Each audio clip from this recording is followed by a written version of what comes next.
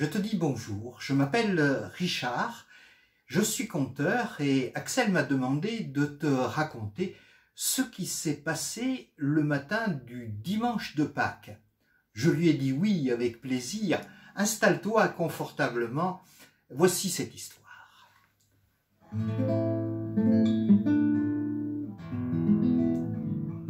C'est un samedi, en fin de journée.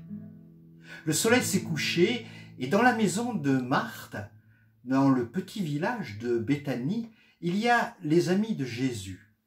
Il y a des femmes, Marie, la mère de Jésus, et puis Marie de Magdala, Marthe, Salomé. Il y a aussi quelques hommes, Pierre, Jacques, Jean, et ils sont tous tristes. Des larmes brillent sous leurs yeux, sur leurs joues. Hier, Jésus est mort. Tout est fini.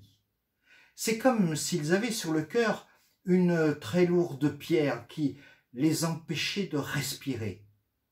Chacun va repartir, après avoir vécu des moments qu'ils n'oublieront jamais.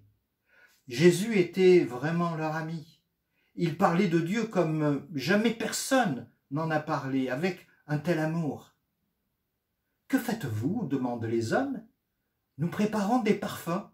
Demain matin, très tôt, nous irons au tombeau de Jésus et nous les mettrons dans le tombeau pour lui dire qu'on l'aimait. » La nuit vient. La nuit s'avance. Et au petit matin, alors que le soleil n'est pas encore levé, Marie réveille les femmes. Nuit noire dans la maisonnée. On entend dans le sommeil des hommes dans l'autre pièce. Elles mettent leurs sandales, grignotent un bout de pain et de fromage, glissent dans un sac les parfums et sortent d'un pas léger. Elles traversent le village, montent vers la colline des Oliviers, descendent dans la vallée et remontent vers la porte des brebis.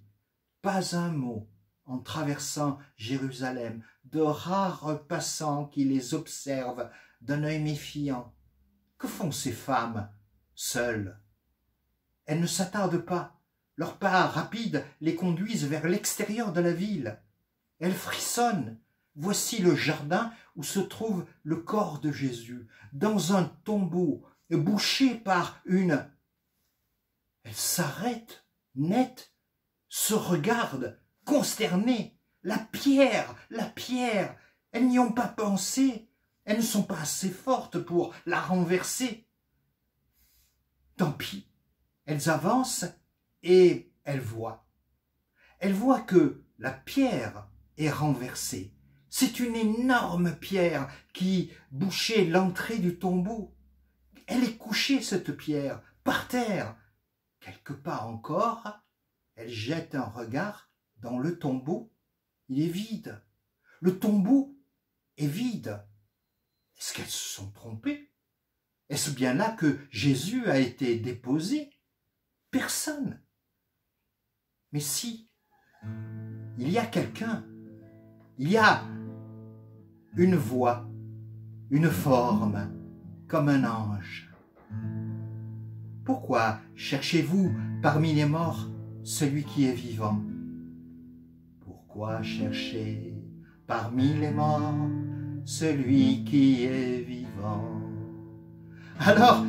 Alors elles courent et elles pleurent et elles rient, elles reprennent leur souffle et puis elles croient, oui, Jésus est vivant.